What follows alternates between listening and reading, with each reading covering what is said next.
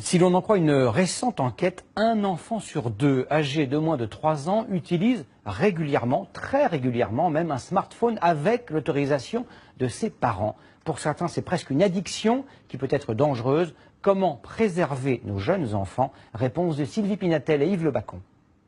Hugo, on cherche? Hugo a 3 ans.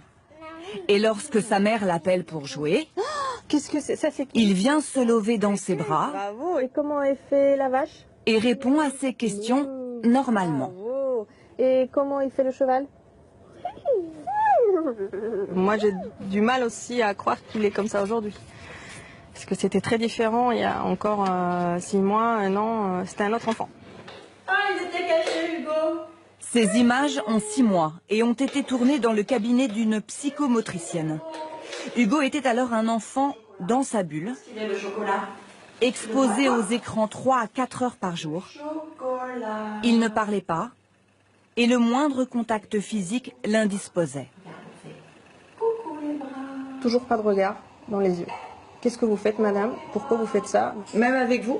Ah, même avec moi. Pour expliquer tous ces troubles, les médecins ont envisagé l'autisme.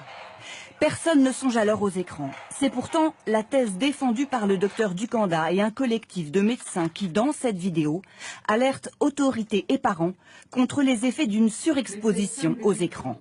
Les enseignants nous demandent de voir de plus en plus d'enfants qui présentent des retards de développement, des enfants dans leur bulle, indifférents au monde qui les entoure, qui souvent ne réagissent pas à leur prénom, ce que l'enfant devrait faire à 9 mois. Et donc, au fur et à mesure que cette vidéo se déroule, je prends vraiment conscience qu'elle est en train de parler de mon fils.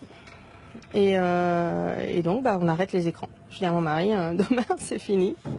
1 mois plus tard, la transformation est spectaculaire. Et lui, qui ne parlait pas, a appris 200 mots en 2 mois. C'est un gros cochon, ça. Ça, c'est quoi?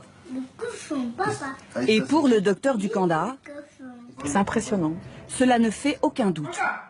Hugo explore à nouveau le monde grâce à ses 5 sens et a retrouvé l'interaction avec ses parents. Son développement cérébral et moteur peut reprendre. En fait, on a l'impression que la vie est entrée en lui. Voilà, c'est exactement ça. Les parents me disent, notre enfant se réveille. On a récupéré notre petit garçon, on a récupéré notre petite fille. Ce qui veut dire, et c'est très important, que ce n'est pas irréversible. Exactement, ce n'est pas de l'autisme classique, puisque les troubles sont complètement réversibles à l'arrêt des écrans. Il est dû à l'environnement, et quand on modifie l'environnement, l'enfant se met à se redévelopper normalement.